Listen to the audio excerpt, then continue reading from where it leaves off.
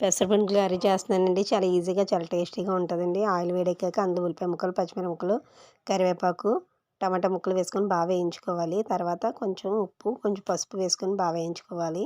ఇవన్నీ వేగిపోయాక కొంచెం గరం మసాలా పౌడర్, కొంచెం కారం వేసుకొని బాగా వేయించుకోవాలి. తర్వాత కొంచెం నీళ్ళు పోసుకోవాలండి. నీళ్ళు పోసుకున్నాక మరిగేటప్పుడు పెసరపండులు వేసుకోవాలి. ఈ పెసరపండులు ఎలా తయారు చేయాలో మన ఛానల్లో ఉంటుందండి. చాలా ఈజీగా తయారు చేసుకోవచ్చు.